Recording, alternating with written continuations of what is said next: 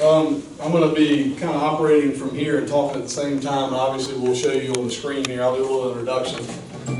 Stars and Stripes Sports is my company. This is Brad Progler back there. He's my partner on the sport testing side of it.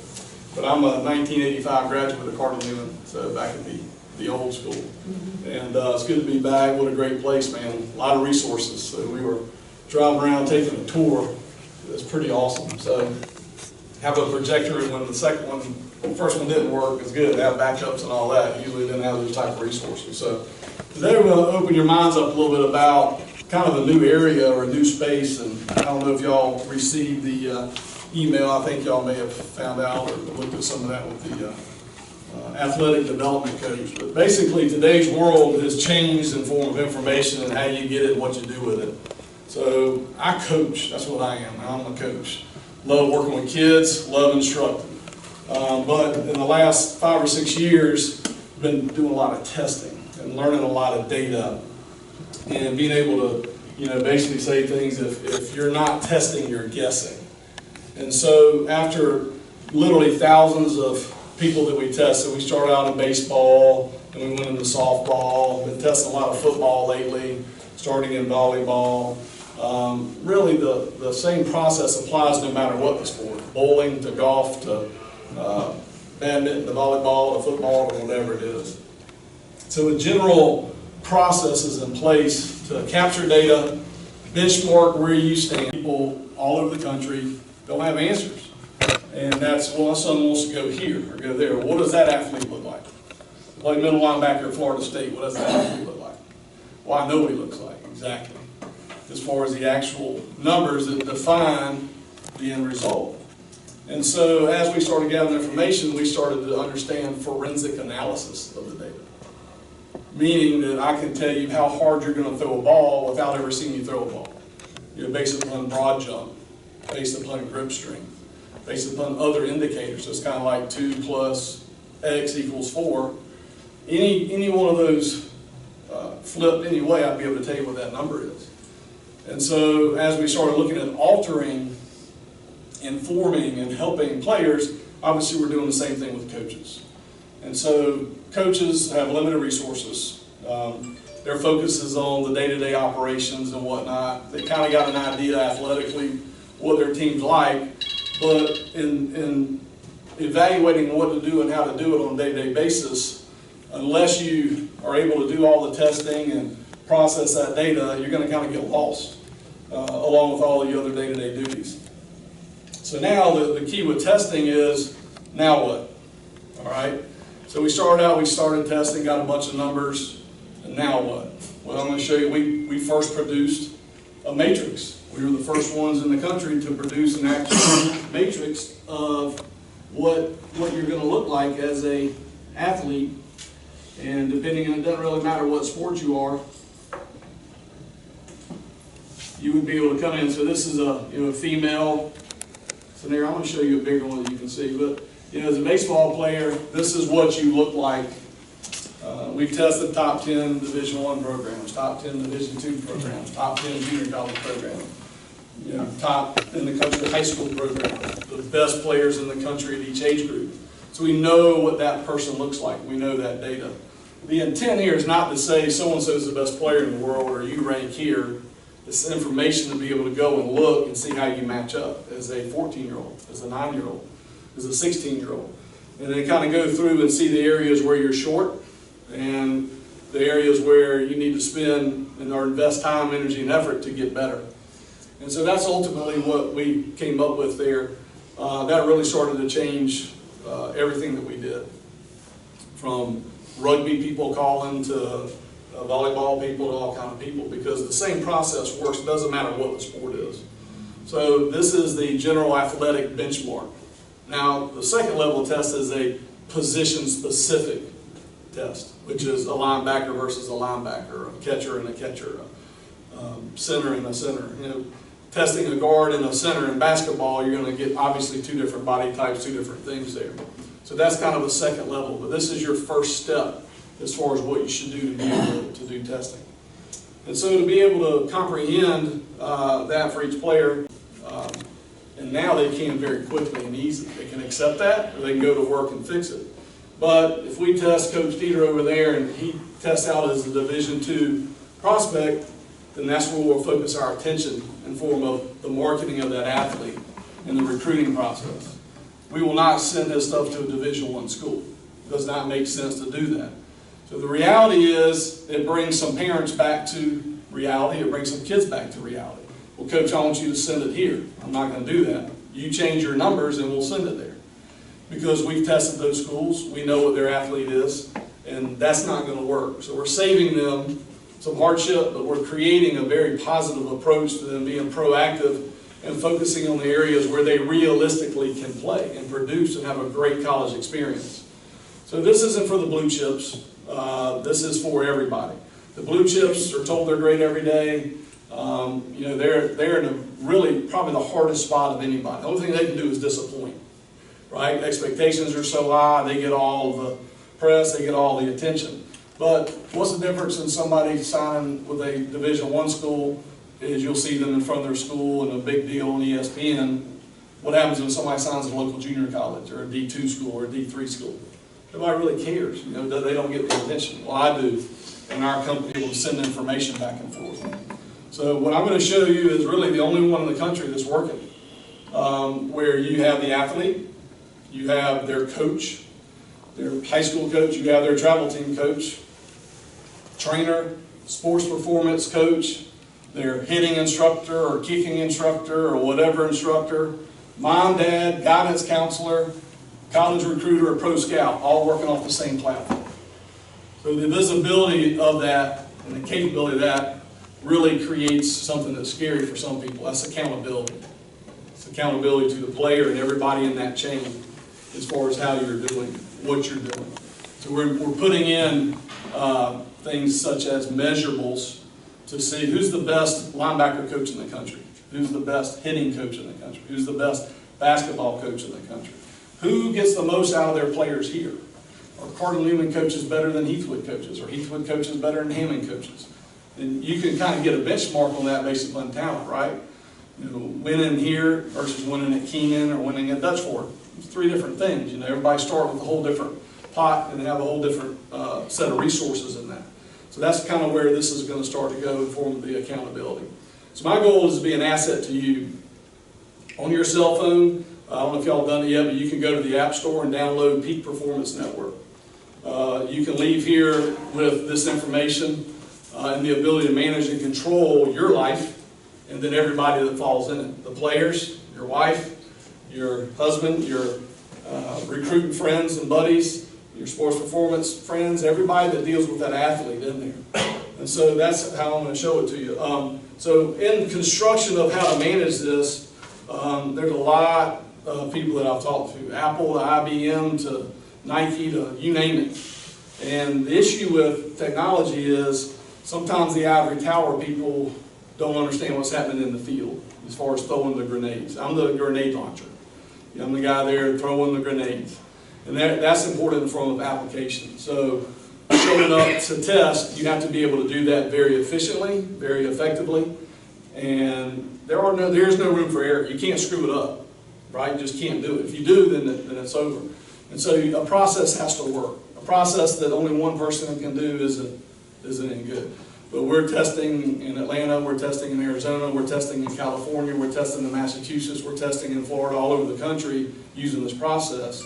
So it works in different sports as well. So I'm going to show you how we do that. The history behind that is I was contacted by Peak Performance Network saying, hey, we got the best system in the world, and it looks like you're doing something comparable, should we work together?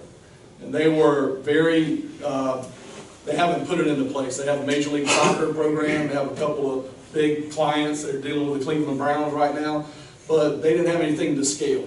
They didn't have anything you could go out and do it every day. We test every day. I'm in my car driving all over the country, showing up, testing different colleges, high schools, travel organizations, to you name it.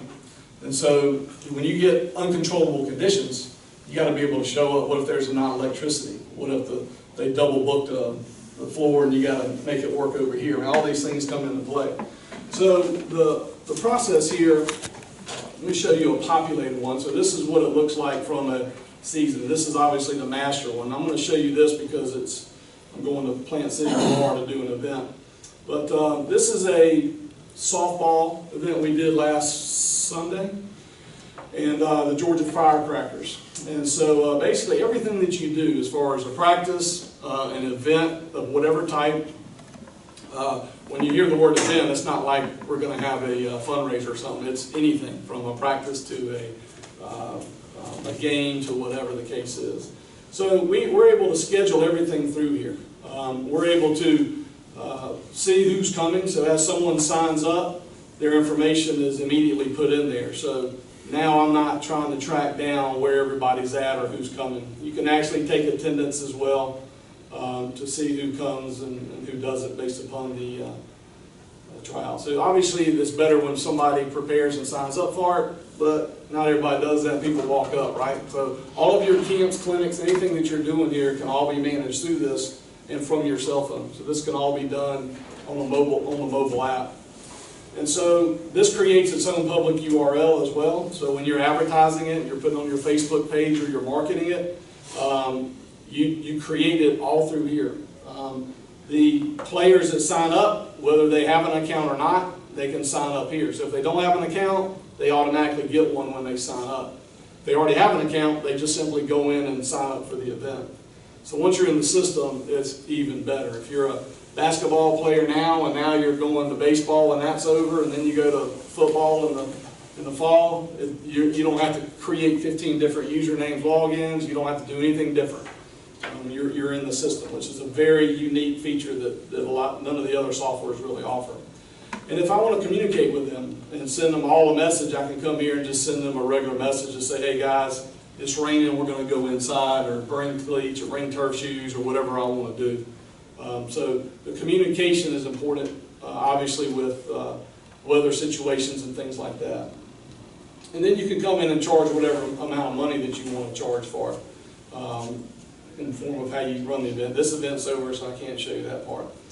And so basically everybody signed up for this event. When they came to the event, they walked up. We have a very unique way of doing the testing. We have double-sided testing cards, and basically every athlete that comes in gets a testing card and scorecard. And we write their numbers in it. Again, accountability is the key. We write their numbers in it. It comes with a carbon. When they leave, they rip it off. They have their numbers immediately. Again, very important for you to produce. You know, you show up, people want to know. We have parents printing off these matrices and looking at it as soon as you give it to them, like where does little Johnny or little Mary match up? This gives us accountability to the parent and the player as far as what goes in the system too, in case of a Scrivener error or something like that. And so they received a written scorecard, and then it goes right into their profile page. And so you see the participants at the left here, they show up. This girl's 14 and just committed to the University of South Carolina. So what does a 14-year-old look like? It's a Division I commitment. This is what she looks. So what she runs a 40 in, what her grip strength is, shoulder flex, sit and reach, exit velocity, throw and velocity, vertical jump, and pro agility shuttle. So those are the things that we're testing. And so when we create the profiles, they come in, we just put in the data. So let's say that this is what it would look like if she walked up to get tested. And you just come in and simply put in the number. And then you would just save it and set as complete. So as soon as I do that, then it goes right into their profile page. So mom could be sitting in the stands, could be sitting there and look and see where it is in her numbers. And the key is every time they test, it stays with them and they can see that measurement. So now we create accountability. You can't cheat it. You can, you know, people ask all the time about the validity of the number. You can't cheat it. If you retest, if they, you know, were this far across the line or something like that, it all evens out. You know, they can't skirt that. And so immediately afterwards, let's just say, I mean, a lot of things we're doing is tryouts for recreation teams or whatever. We can do 500 people in a few hours. We can test that many and give them the results instantly. And what we're doing is, you know, how do I equitably build teams? Well, this is how you do it. How do you, as a coach, explain to a parent why their son or daughter got cut? Or how do you explain why they're not playing or they're getting not the time that Billy or Bobby or Mary or Susie's getting? It's real simple. The numbers tell you that. This supports basically what you see, but it'll challenge you if you're pigeonholing somebody for an unwarranted reason. And maybe it's a mental reason. That's why we have a mental MRI. I'll tell you where all the landmines are buried before they even walk up. We make our parents on our national teams do a mental MRI. I will not take a player. I'm going to Florida tomorrow, meeting 16 girls or 26 girls I've never met before. All their parents took a mental MRI because I don't deal with crazy people. I don't have to, and this is a big part of one person messing up an entire team. So y'all are in a little bit different scenario here, but at least you'll know how to manage that. So immediately they can come in and pull a coach's report which ranks each player, and you'll be able to see who your 1 through whatever player is. By giving them the cards and giving them the matrix, they can see, wow, I didn't know my daughter was so fast, or I didn't know my son was so slow. They start looking into, wow, these are the averages, here's where I am. The information hits them like a ton of bricks. And it supports the coaching, supports the development of them in form of product. Well, he was telling me she's kind of slow. This validates that.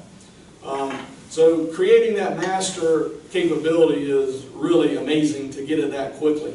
And then if you come in and you look at each individual person over there, I'm trying to find the oops girl there, you can drill down from that report and see everything about that athlete individually.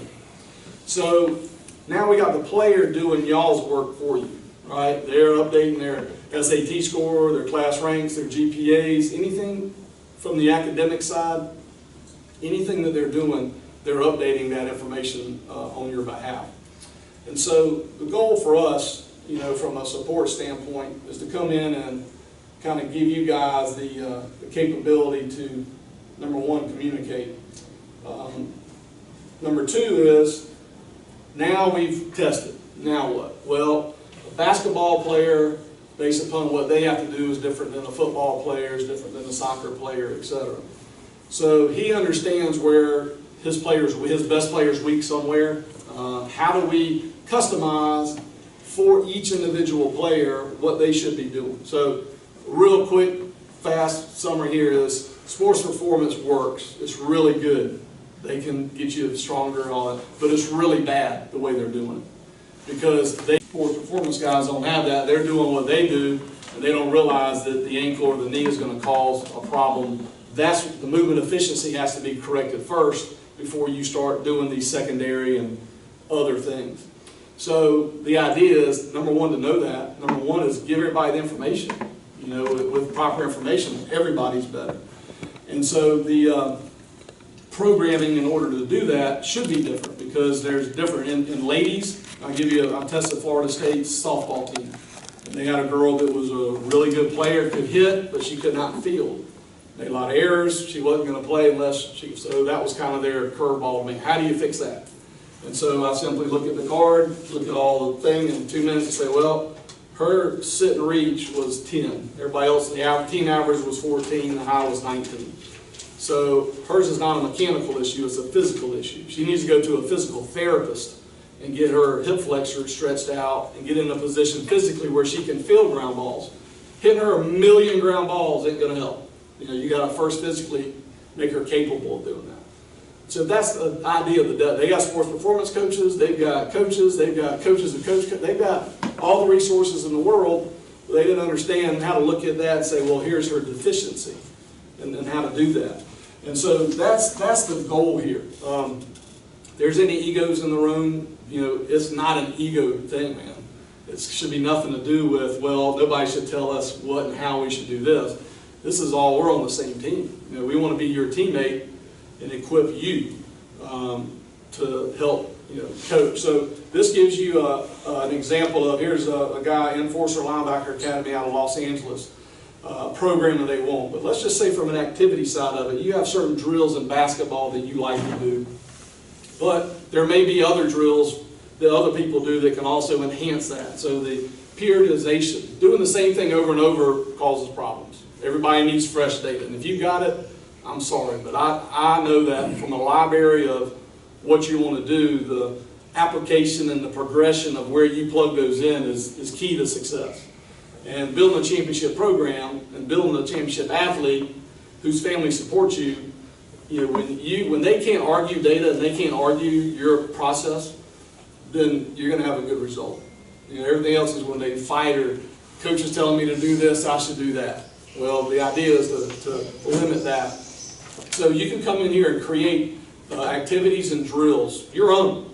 So I'm saying if you run basketball this way, what do you want to do? We could build that library around you. You can build it. And then you can structure that and apply it, let's say in season, we do this, off season, we do this. You know, these are the things we're going to do based upon the development cycle. Okay, you just got out of baseball and we got to do this, or you just going in from basketball to football, or whatever those transitions are, you can manage that. And so this is an example of a drill that we basically invented. And we invented it by talking to very smart people, the fastest guys in the world, the guys that run faster than anybody else in the world. I thought they could help me with running better than a baseball coach. So we did an analysis. We had major league guys there, Division I college coaches there, and everybody's been teaching a particular drill wrong. I taught it wrong for 20. On the baseball side of it, we're working with the colleges now, and every time a pitcher pitches, his pitching chart will be on his profile. So when a college scout is watching a junior college player or a pro scout's watching a player, they'd be able to see Clay Pope's last 10 outings and every pitch that he threw and where that is. And that's the key to this. The cycle is having information when you want it and when you need it, you know. And that's a very key factor. Today, unfortunately, I asked, so good, can you show me some video? Where's your profile? Oh, I don't have one. Well, they can't send me video, they can't send me a profile page, but they're going to college and they're going to play somewhere. It's not the right process. You can improve that, is what we're looking to do. So coding which one is what, and you can identify from the application of each athlete exactly depth charts to where you see them in form of participation. And then your AD, your principal, your whoever can go in and have access to that. So permission-based, you can give assistant coaches permissions. You're not going to give mom and dad permissions to come in and run your team or coordinate and organize depth charts or look at any of that. But when you can manage your entire team, everything you do from one platform, all of a sudden you become very efficient. So this is an example of what a team would look like and how an organization is set up. And we already have y'all's thing all set up. We have a few that already accepted. But this is basically what you see. So this is our 11-year-old national team. And this kid's from Montana. And he plays on our national team. So we can drill down to him, and through this I can send him a message, I can watch his videos, I can come and see any of the evaluations that he's done, any of the testing that he's participated in, team information, you know, all of his height, weight, who he played for, etc. All of this kid's 11, so obviously he doesn't have academic or his top 10 teams in there yet. But now we have a profile that's visible to you, the coach. You have the communication, and now he can take that and build his resume to help get a job somewhere. And that's at a junior college somewhere, a D2 school somewhere, a Division I school somewhere. But to give you the ability to come in and send one email to everybody on the team or come in and contact one person on the team, it's powerful. Maybe y'all have that now. Maybe you can say, hey, the guy's late, where is he? You know, other than text and other things that are set up, it's hard to manage. And then all your coaches are on there as well. So the last thing with that, from a information transferring that, when you have the athletes and they're prepared and ready, again, they know, okay, I'm not going to go to Florida State, or I am going to Florida State, then you'll be able to help better manage them. So you can come in and send the information to whatever coaches you want. You know, no matter what the sport is, you can come in here and boom, add them to that. I'm just going to send it to myself right now. I'm not going to send them anymore. And then come in here and say, subject is, let's say,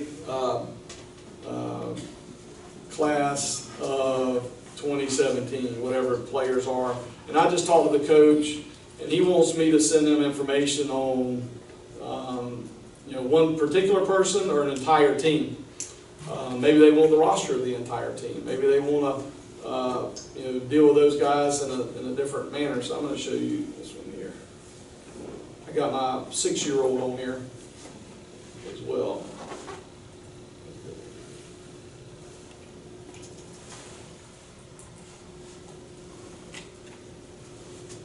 kind of show you how you can come in and pick an individual, or you can come in and choose pretty much anybody. So I want to send it to this team, individual teams or individuals. So this individual, that individual, whatever the case is on that. And so in that one quick moment, Coach, here are the recruits. And so you can send that, boom, that quick, that college coach just received everybody's profile page.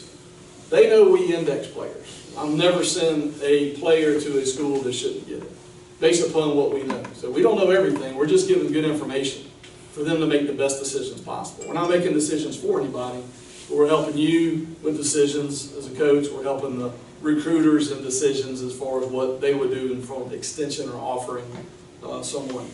And so as they just got, I don't know if you just heard, I just got a ding on mine where we got all the things in there. I'm going to pull that up real quick.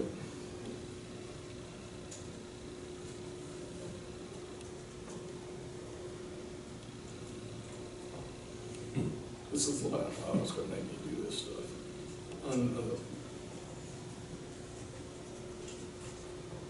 A strange computer here.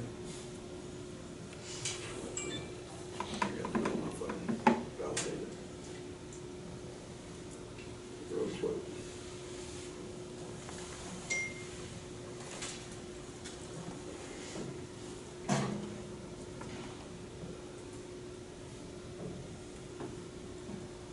Y'all have that feature where you can do it just from your phone and get it validated. That helps.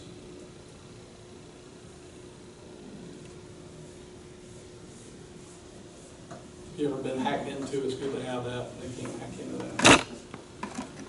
All right, so this is the email that I sent out. You get an idea what it looks like. So number one, it comes from me. So our recruiters or whatnot, that's very important. So you can come in and look. You get an idea of basically what it looks like.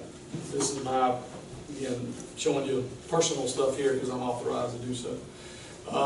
This is an idea of what the college coach gets. So no logins, they don't have to do anything, they just get an email and they open it. And so this gives you an idea of what they see and how they can go in and look at all the information and see what schools they're looking at, and et cetera. So here's all the evaluations. So you can come in here and look at this. Again, he's my guinea pig, so there's lots. So what does he run the 60 in? I didn't populate that one. You can come in and look and see where it's at. So that's a big benefit in form of, again, information now while the coach is there, while the recruiter's in the stands. They want to come and see what the numbers are and get a history and, okay, what's the order these guys do? I know they first say academically, can I get them in? Can I get them academic money? Which makes them a lot more attractive athlete if they get a lot more academic money. You get an athlete that's not going to get any academic money, they look at that person a whole lot different. So giving them those resources right up is the key. They don't get it that way. They get a bunch of crap, they sit and go delete, delete, delete, delete because they don't want to run through it.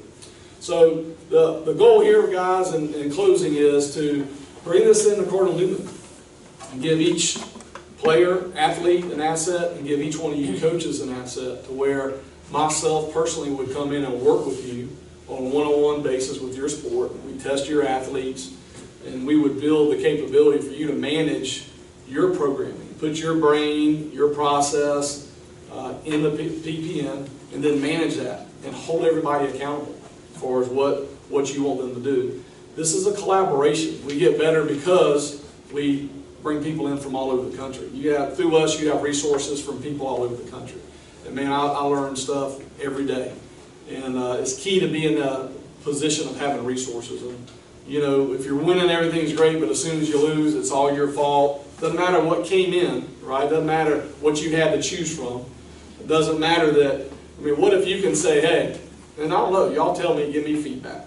If they came in here and they improved this much. We're doing that in baseball. We have a hitter handicap where they come, am I a better hitting coach or is she a better hitting coach?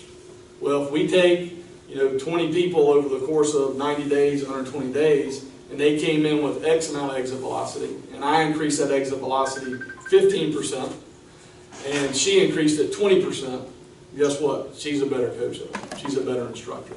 So this is coming to where we are working with a national group, CISDA, which is basically a certification board process to where every coach ends up getting certifications. And you can be graded and judged and improved. So if you're doing that and you're showing players, you're showing parents, and you're trying to get better, and you get feedback from a peer and someone that's at the highest level but gives constructive stuff back to you, then you get better. That's just the bottom line. So it's not just offering a situation where you're putting your back against the wall and, man, I got something else to manage. I'm telling you, you can manage your entire world through this. I'm doing it. It's a time investment. You got to invest in it, play around, get familiar with it. But I'll tell you this, your students, the players, I mean, they get it.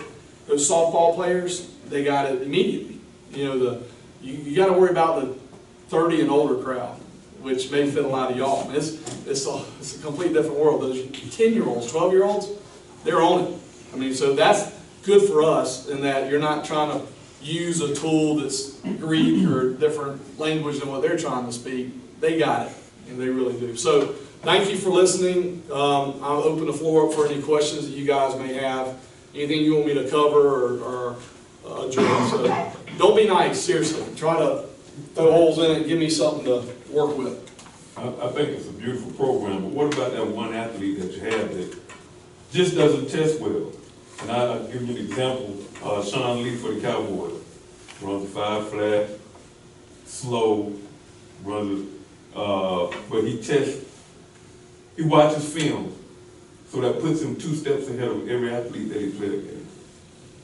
How do you characterize the athlete that just doesn't test well with the system? That's a great question. You get that all the time. Number one, data. The biggest emphasis is like Las Vegas and those lights and all those stuff they got going on there. The numbers are in their favor and it works. They don't lose money every day. They make money every day because of the data, the numbers. They go straight. Do they get beat every now and then? Sure they do.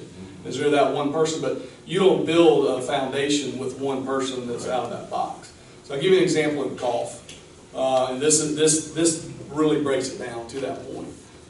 And this doesn't limit anybody, but the mental MRI would show strong. Tom Brady, those guys show a perseverance and a dedication and a competitive level that changes your yield on that. But a golfer, if he hits the ball 400 yards, everybody talks about the 400 yards, but he's not going to play on the PGA Tour, right, with a 25 handicap. Just not going to do it. So it's the reality of kind of where that sets in. From an instance where we call overachiever, somebody who's look at these numbers and he's an overachiever. You're talking about the less than the 1% of the group. So you don't base the numbers on that. You base it on the median, the mean, and then you take that and say, all right, here's realistically, based upon data, what's going to happen. So it's like aerospace engineer. I had an aerospace engineer help me with our hitter handicap. And he's bringing up stuff way over my head, explaining what's going to happen next swing and why, based upon these numbers. And so is there somebody that's going to be different or fall out of that? Sure there is. But it's not the norm. And it's fun to talk about, the Rudy, getting to play, but it's not the everyday occurrence. And if anybody build a team or an organization trying to find that, then you'd be in trouble. So baseball numbers are first round picks that are drafted, 55% of them make it to the big leagues and play 3 or more years. Okay, 55. Rounds 1 through 5, it drops down like 43%. So they're wrong more than 50% of the time in form of the number. So there's a 13th round guy there, but the issue isn't that 13th round guy didn't test out like the first round guy did. Those guys are still putting up numbers. Every instance you get, and maybe you ran a 5, whatever, but this Pro Agility Shuttle or whatever the mechanics are still at a very high level. It's not like he's a high school testing. He's testing at the low end of the top 1%. He's not testing at the low end of a high school kid or a junior college kid. So you got to put it all in perspective. That's the entire problem with the blue chips control all of it. Blue chips, how many blue chips y'all got in here? I mean, 1 or 2, maybe a year, maybe. That's what it's like in all the schools. So you can't run things off what the blue chip is and does. But the reality is now the mental MRIs can show you how that transitions onto the field. something that you guys don't have access to. It's something that we've learned that can, okay, so what about the person that tests really great? So your question is, what if they test poorly but perform well? Well, what if they test great and don't perform well? That's typically the big, elephant in the room there is, man, how do you mess with this guy?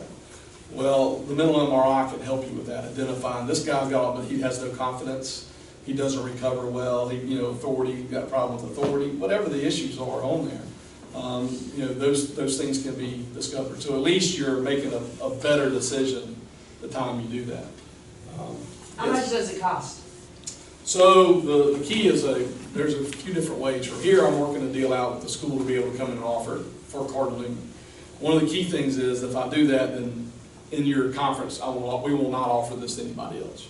Number one is we want to prove the value that we would bring. But we do a revenue share, typically. It's a moneymaker, is really what it is, for a program or for a school from a testing side of it. So just to test, our MAP pricing is $55 a player to come in and test. We rebate usually $20 of that back to the program to provide the coaches and the staff and the field and whatever else is needed to make that work. That's just for our benchmark testing. Next level testing where you're doing more things that could escalate.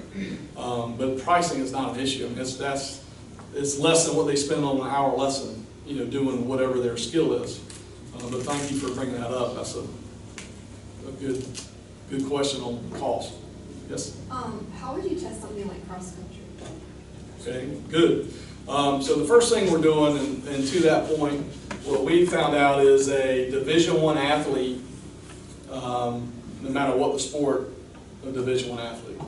Okay, so what are the characteristics of that? If you look at what we're testing in form of broad jump, vertical jump, grip strength, these things, the first thing that we can do is come in and tell you as a cross country, as a bowler, as a golfer, as a basketball player, the same basic things in progression. As far as movement efficiency, and you start with certain things. So in identifying that, we can tell who's got weak hamstrings, we can tell things that are going to make a difference in form of how they train and how they're going to perform from a durability standpoint. So for example, in baseball, we can tell you with grip strength and broad jump the probability of Tommy John surgery. Reyes from the Cardinals had, diagnosed today with Tommy John surgery. And the first question I asked, what was his grip strength? Stupid. Why don't they know his grip strength? They don't. Because they're doing everything else in the world but understanding what the grip strength is and how to increase his grip strength to prevent that. So from a cross-country, scenario, I don't have all the answers in form of what to do, but to start with that same building block as an athlete. So Division I cross-country athlete versus a golf athlete versus football. In football, we learned the broad jump. The baseball players did the broad jump better than the football players. Football players did the vertical jump better than that. One is speed, one is power. Football, you watch football guys do the dynamic warm-ups, and you watch the baseball guys do it. Completely different. Complete different intensity, complete different actions in that. So, all I'll say is we first benchmark the testing, and we can benchmark that and lay it across other cross-country numbers that we have and that we can get to identify and say, here's where you are. And then you can take and do specific things based upon endurance or speed or whatever you're trying to do to be able to accomplish that. That'd be a good challenge for me that I'd look to see. Ed Lovelace, you can Google him. And find out, but that's my mentor on the speed side of it. He's got a personality too. But I've seen him with my own eyes at camps and clinics make adjustments with kids and their times go up immediately, which is amazing. I couldn't do that from a running side of it. Ed is good though. He's amazing. But his problem is it's all here. Yeah. He can't put it on here. Ask him to do this programming, can't do it. Ed, I need something I can video and can't do it. I think Ed's like the point that you got to come to him. He wouldn't put it in there. That's part of it. Yeah, you're right. That's part of it. Anything else on the, I got one. Yes, sir. If the school were to do this, do you come in and do like a weekend long thing? Like what if kids were out of town, if you only came for like one day, and they would miss out, but the rest of the team was on it, or do you do one team per session? That's another good. I'm going to Salem High School in Massachusetts. We're testing their entire school. We got a rep up there, they're gonna continue that relationship. But where I would come here, this would be a relationship. I'd be here twice a week. We would test on a regular basis. We would plan that. We would do the programming on a regular, they review that every week, every 2 weeks. You give feedback, what can we do to go here, what can we do there? What I've learned the most in the elite levels of what we're doing is the better athletes, when I walk up and, Penn Charter High School in Philadelphia and meet those dudes who got lots of resources, and I ask all their athletes, where do you think you'll sit? They knew every number. I'm here, I'm here, I'm here, I'm here, I'm here. Where you want to go? I'm going to Duke. I'm going to North Carolina. I'm going to be 3 first-round picks on that team. They all do their number. So that's what's important. Is if you don't know your numbers and you don't know where you stand, you don't know how to match up, then you're probably not on a good path. So this coming in, testing, and leaving gives you information that's very valuable. But again, how do we process that together? I need feedback. God, I'm starting to see in the 4th quarter we're doing this, or I'm starting to see on my serve I'm doing this. I'm starting, there's a lot of personalization in that, and someone like myself needs the expert at that sport. You volleyball, soccer, volleyball, whatever that I know nothing about is really helpful because I'll ask questions. Why this? Or why do you do that? Or how do you do that? And I'll give you an example. And this is a baseball thing, but who's a softball? Jessica, you know, softball. So the key is how we were taught if a ball sit over our shoulder and I got to go get it. How do I go get it? And so, back in the day, the Little League guys, that's not how you want to go do it, right? And so there's a few different ways as far as how you do your feet, but mainly it's gaining ground. You want to get closer. So what's taught is a drop step. If it's hit over this shoulder, I'm going to do this and go in that direction. Straight line and beat it. So I taught that for 23 years and I did it wrong. How I did it, had Alan Smith, who's the IMG master trainer, come out. We had 10 pro guys there. And we all would attend every drill I did. I wanted him to evaluate. See what's right, what's wrong. If it's wrong, tell me why. And so we did that, and they were laughing at us. Ed Lovelace was laughing at us about how we taught how to steal, how we taught. And I felt embarrassed that we're out here teaching these kids wrong. So the move is not a drop step. It's called a hip turn plyo step. So you actually go forward first. And so you show them that movement, and they're like, wow, that's right. Well, then when you time it, it proves it. And so I'll bring any coach, and don't tell everybody that secret, but you ask them at any Division I school, any college, they're going to say, how do you do it? And they do this. Every player's doing that. And I go, all right, let's time them doing that. And I'll time them, and then I'll show them in 3 minutes that movement, and their time, 200, boom, boom, boom. And so now they have something called blast motion. I don't know if y'all seen that. Now something I can put on my body, and they have a lab with 60 people in Los Angeles. Now it tells you why. So they sent that to me, started using it. It creates 3 times the force and acceleration, making that movement versus this movement. Well, Alan Smith knew that and understood it, and it was easy to him. But baseball guys didn't know how to do that.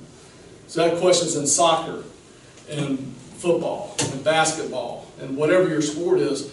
Are you teaching the right movement? I don't know. We weren't in baseball, and that's just not me. That's people at every level. I'm talking former Major League guys, current Major League guys, current coaches, instructors that teach at a Major League level. They had it wrong. So those are the things that testing is starting to show us where you're starting to question, well, this is how we did it. And it's just like stealing a base. After hearing that, what's your first movement to go that way? It's not like they used to teach us how to do that. That you actually go back first. Actually go back, push off to gain more momentum to go do that. So running backs get into a hole. Linebackers doing this or tight ends doing that. What is that?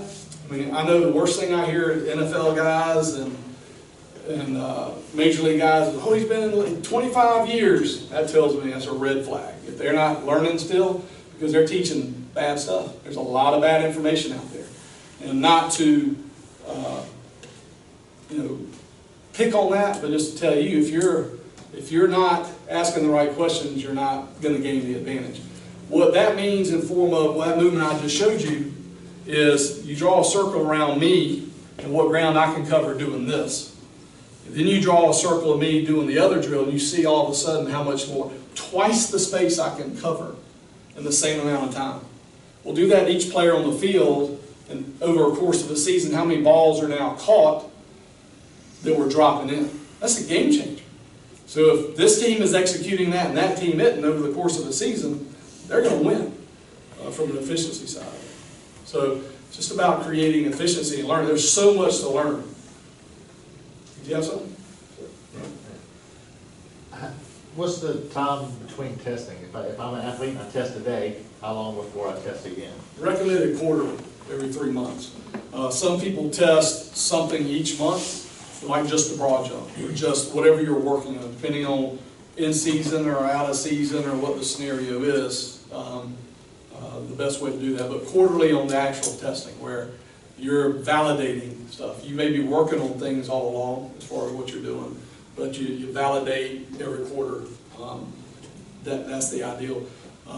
In a sport, it's better to do it the first day of practice, and then the last day of that fall or spring or whatever it is, and then get them right when they come back. So that's what we're trying to do in baseball and softball, is test them right before they finish in the fall, and then test them the day they get back to see if they've been drinking a lot of beer or working out or what have they been doing, and how that relates to the season. So that's the ideal recommendation. Do any of you guys do testing now?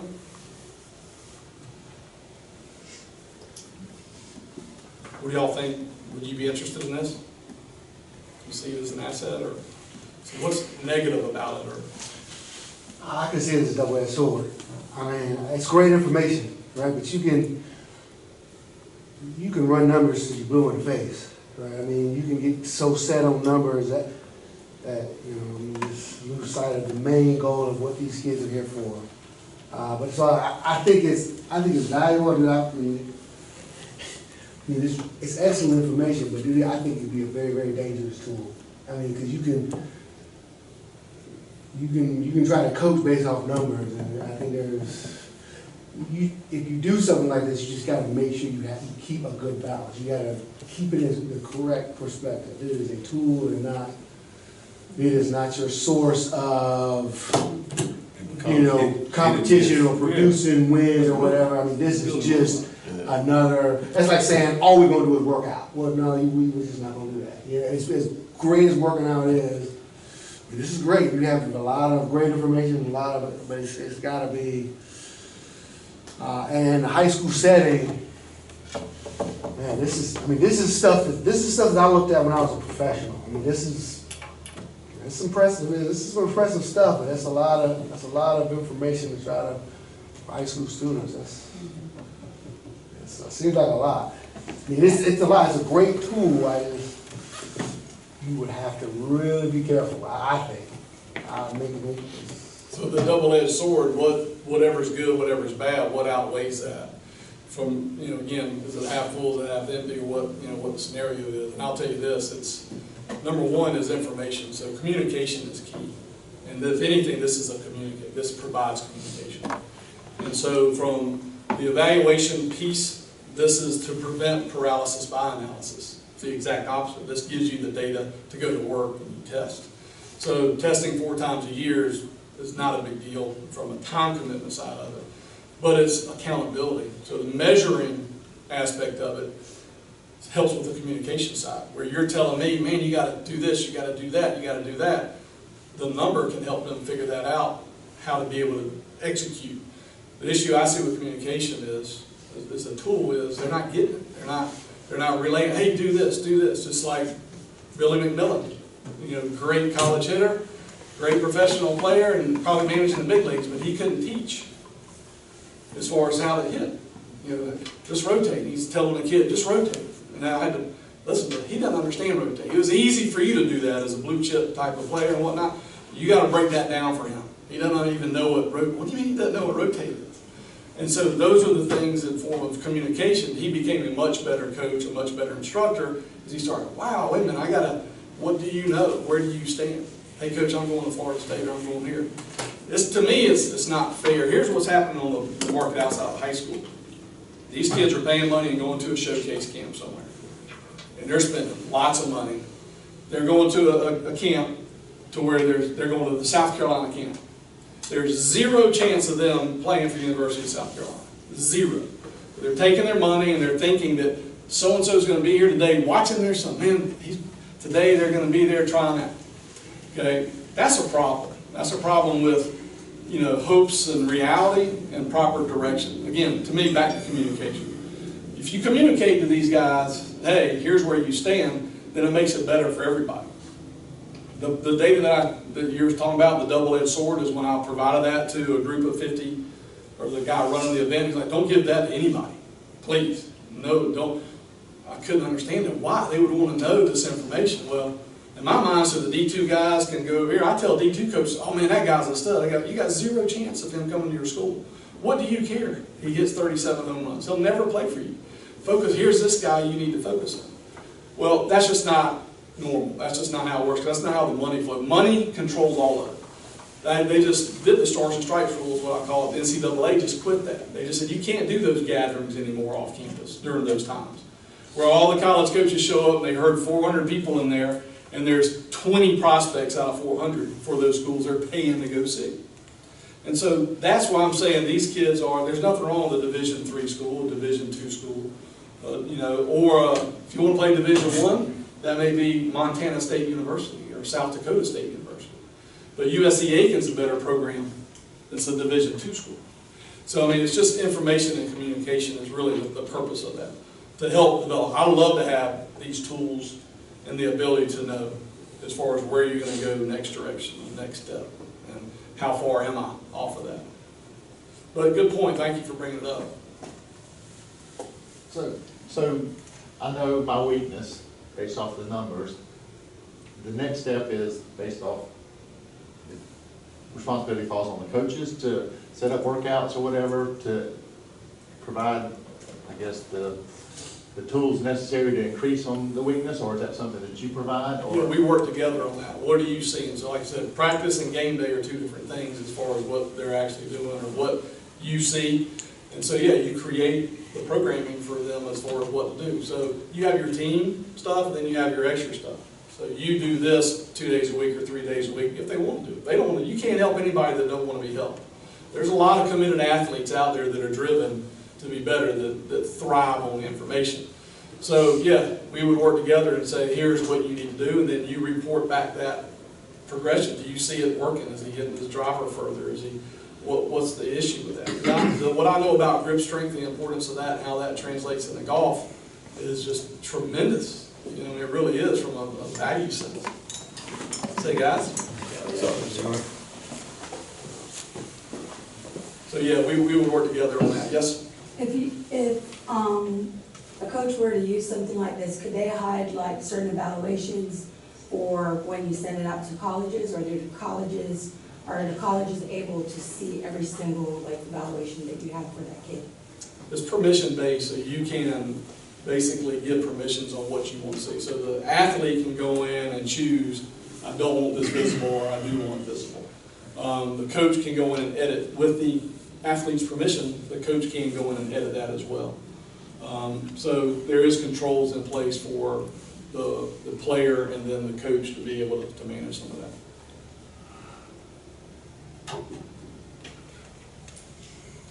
Coach Dieter, what do you think about all this and how it would apply in basketball?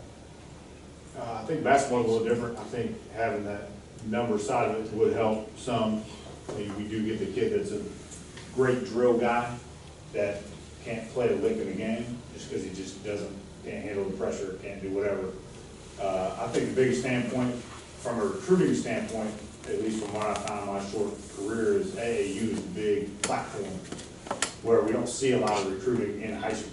While we do keep constant contact with coaches, it's not necessarily that they're going to come to us recruiting first unless they have that previous relationship. A lot of that's they see them at a tournament in the off season because obviously naturally basketball seasons coincide with college basketball. So not a lot of coaches are going to have time to get out and go see you play. So I think from the recruiting standpoint, may not help as much because while I send film out and letters and who knows what else, I get almost next to zero feedback unless that person gets seen on the AAU circuit. You know, for example, a kid I got this year going to Stetson, I sent out, I don't know, 55 different films after his junior year, heard back from 3 Division II schools. I sent it to, you know, a bunch of Division I, a bunch of Division II. I didn't start hearing from people until they saw them on the circuit 2 months later, that, oh, actually, yeah, we do like this, you know, so it's kind of like, the recruiting aspect's a little different, but I think the numbers part can help with a kid's mindset of, wait a second, now I see what I'm not good at. I can't jump aside or not near as fast. I need to go work on this. And I think a lot of the, you know, if I'm smart enough to able to look at it and determine whether hamstrings not as strong and knees not, whatever, you know, muscles I need to make sure some guys, or maybe they got to get more flexible, whatever it is, instead of me just having to try to eyeball that, this may be able to tell me that, which may prevent an injury down the road and hopefully may be able to get somebody better.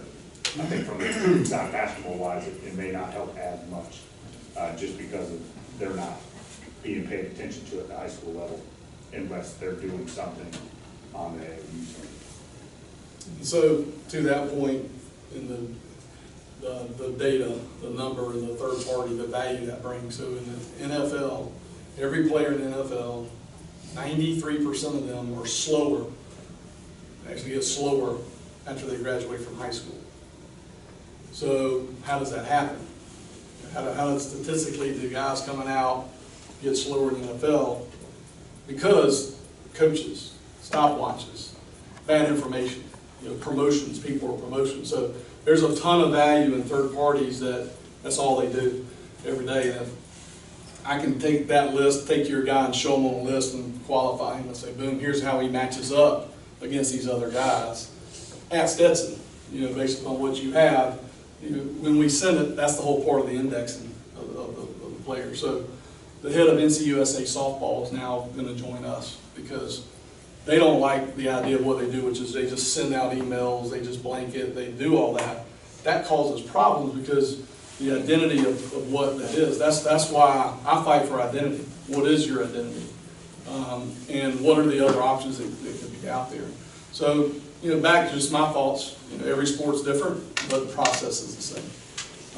Soccer, football, baseball, basketball, they should still do the same thing. So it's just like a Carfax. Would you buy a used car without a Carfax? Well, I was in that business 30 years ago when they came around saying, hey, you need to get, I was like, why would we do that? No. Well, you can't even get financing on a car without a Carfax. You don't want to know if it was in a Louisiana flood. You know, I mean, all the information is very helpful. So that relationship process is really the key. That's what we're able to bring in the form of a national company that has those relationships with other people. When they know we've tested their program, we have that data, and we know they can play there, we're not saying, you know, to sign them, but we are giving them cliff notes to something that helps them be able to make that work. Because the relationships is really the key to that, inform of who to talk to and how to do that. And it's just really hard on the high school level to be able to build those relationships. Like I said, it's all on the AAU circuit, it's all baseball, same scenario. There's elite soccer, elite basketball, elite football, you name it, it's all the same process. Doesn't matter what the sport is, you know, the connections and the relationships built with those colleges. So but I appreciate that. And I think the frustrations are, you know, you finally get a guy, and what do you have to do to get a guy a job? Get him looked at. You know? And how can we get him more information to better improve that approach as early as possible? And, you know, 12-year-old, he's great as a 12-year-old, is he projected as a 16-year-old? We can tell you that. We can tell you based upon the factors of the grip strength and certain things in relation to pro. Everybody's talking about hitting home runs, but they don't talk about the 6'3" pro agility shuttle that he has. It relates to him doing that on the big field. You know, and when the field, those become pop-ups. So that's another kind of identification that we try to put into place. Anything else? I think we covered it all, and I think Brad recorded that back there, so we'll be able to play that back for some of you guys. But thank you all for the opportunity to talk and share that with you, and look forward to any feedback you have, any